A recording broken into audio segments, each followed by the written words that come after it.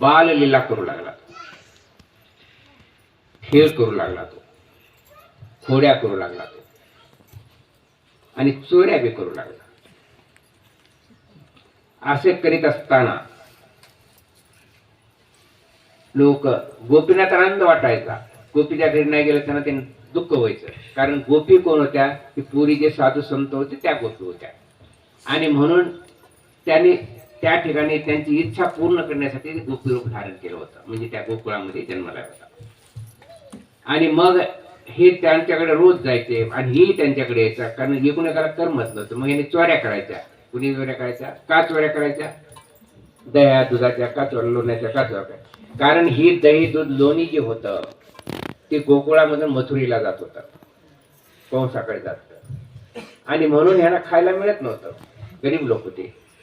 आणि म्हणून कृष्णानं काय ठरवलं की हे दूधच बाहेर जाऊ द्यायचं नाही. आणि म्हणून तो लोणीचा चोरी करत होता. का त्याच्या घरी होते तिथे 1,00,000 गाई होता कृष्णाच्या घरी, चोरी करायचा काय प्रश्नच नव्हता.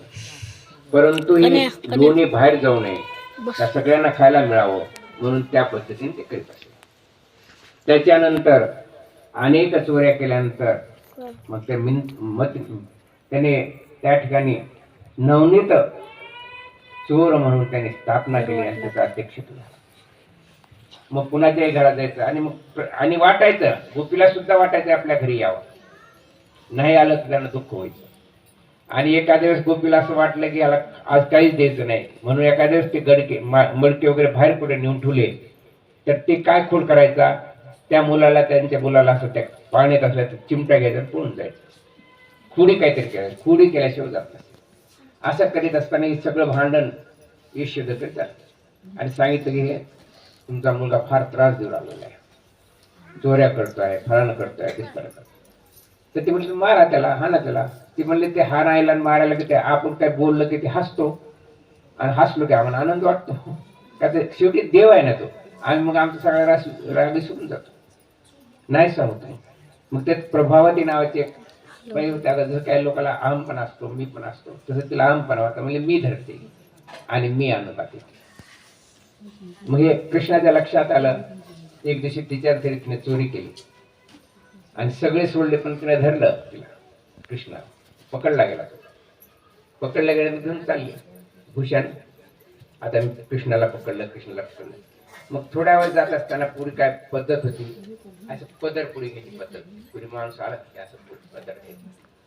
मग तुला एक मनुष्य आला तर त्या बाईनं काय केला, ते असा पदर घेतला. त्या पदर घेता घेता हात सोडला त्यानं आणि त्याच्या मुलाला ते हात ठेवायचे. त्यानं सोडून घेतला आणि त्याचाच मुलाला ते हात धरायला लावला आणि चालली. हे ते पदर घेतला म्हणजे त्या काय लक्षात आलं, गेली आईटमध्ये हात वाढले. यशोदा भारी आहे, बघ आता मी काय केलं. यशोदा तुम्ही काय काय काय कारण काय म्हणले. हा म्हणजे दिसरा का तुला, एक कृष्णाला धरून आणलं मी, ह्यानं चोरी केली म्हणजे चोरी. अगं म्हणजे तूच बघ काय कोण आहे ते ती. तर तिचा कोण तिचा मुलगा होता. आणि मग तिच्या लक्षात आलं की कसं म्हणजे कुठून सोडलं. अशी शेवटी हा देव आहे, लक्षात ठेवा बाई. तू कितीही प्रयत्न केले, काहीतरी केलं, तू कसं सापडेल, तुम्हाला कसं सापडेल, सापडणार नाही ना. म्हणूनच तुम्ही काय करा की इतर गोष्टी की मी असं करेन तसं करेन, त्याच्यापेक्षा परमेश्वर चिंतन करा, सगळ्या गोष्टी आपण प्राप्त होत जातात. परंतु तुम्ही जर इकडला तिकडे करण्याचा प्रयत्न केला, अहमपणा केला, मीपणा केला, तर परमेश्वरापेक्षा नाही जमतो. त्याला फार असं एक म्हणजे इतकं ज्ञान असतं की सगळं जग सगळीकडनं माहिती.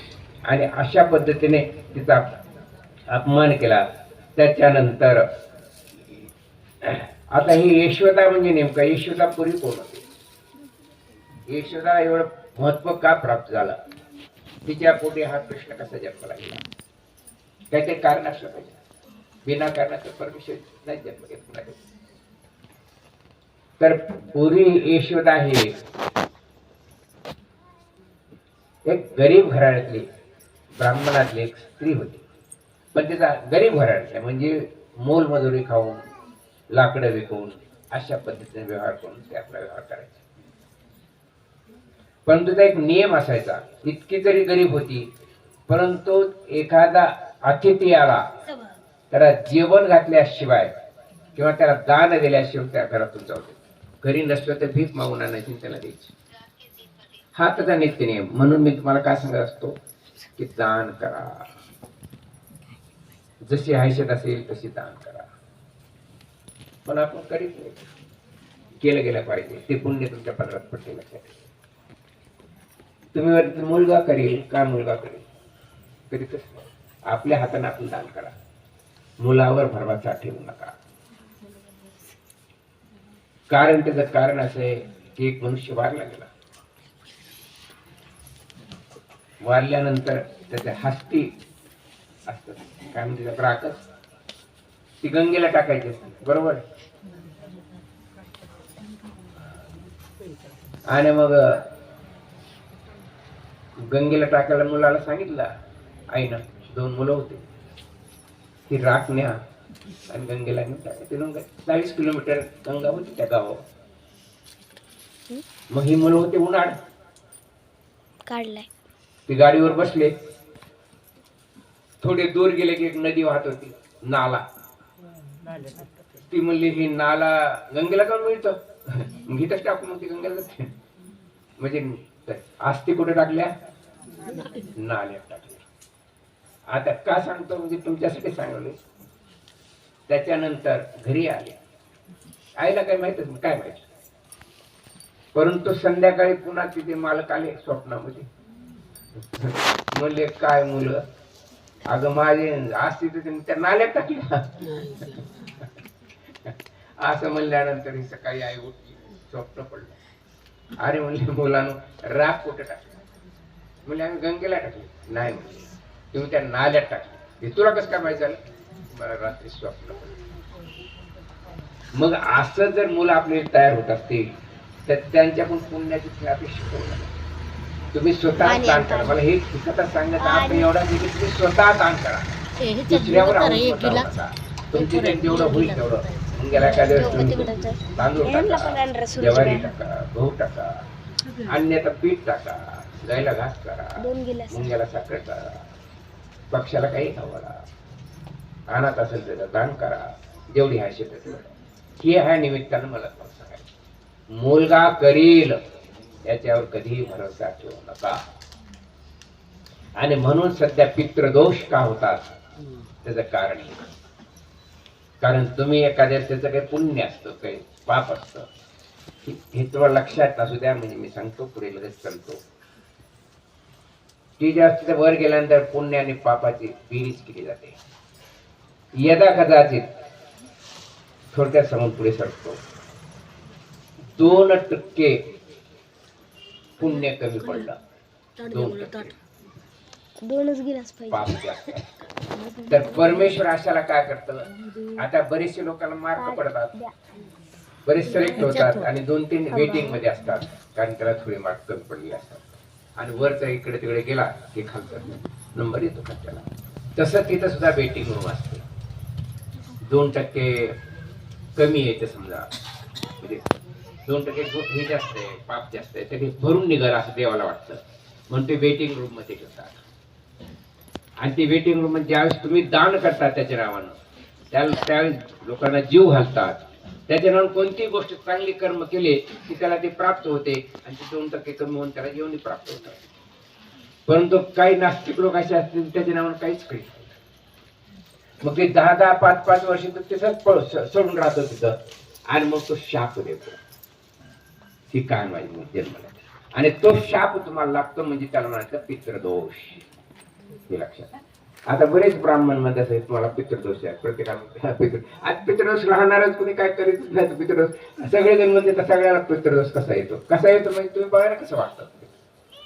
ते गेलेल्या माणसाबद्दल तुम्ही काहीच आस्था बाळगत नाही, आणि त्याच्याबद्दल काहीच दान करीत नाही, त्याच्यामध्ये कधी पुधी लावित नाही. त्याच्या नावानं पुधी लावा, त्याच्या नावानं कीर्तन करा, त्याच्या नावानं प्रवचन करा, त्याच्या नावानं काहीतरी दान करा, तर ते लागतो, त्याला प्राप्त होत असतो.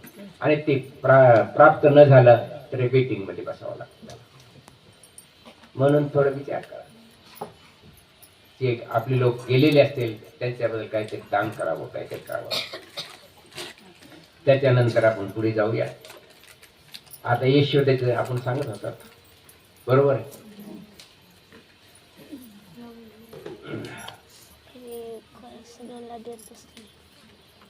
तरी पुरी दान करायची. पण एक दिवशी दोन साधू आले, आणि जेवण्याला त्यांनी हे केलं. जेवायचं म्हणून सांगितलं त्या साधू, पण तिच्याकडे काहीच नसतं, अन्नधान्य कशाच नसतं.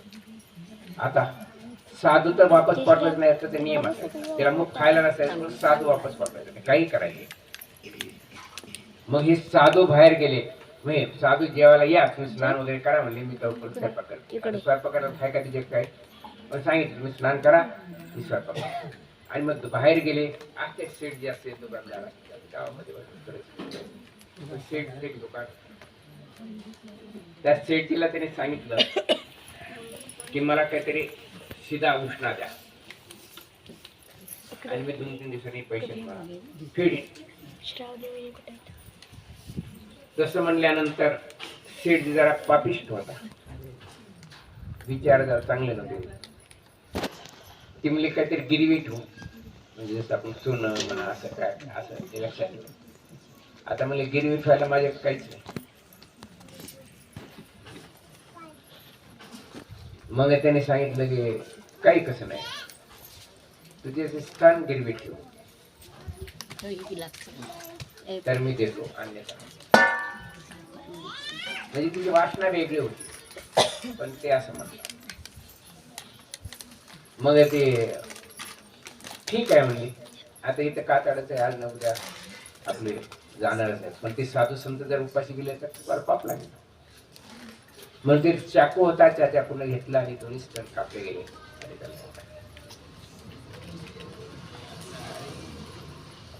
आता त्याला तर आता हे झालं ना, ते तर थांबवणच केलं. परंतु काय करतो आता, नाईला जर ते घेतले पैसे, ते फुले होते तर पैसे फुले तिने घेतले आणि त्या साधूला जेवण वगैरे केलं.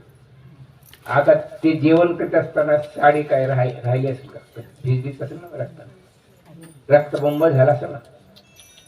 आणि जेवण वाढताना साधून विचारलं हे काय, ती म्हणली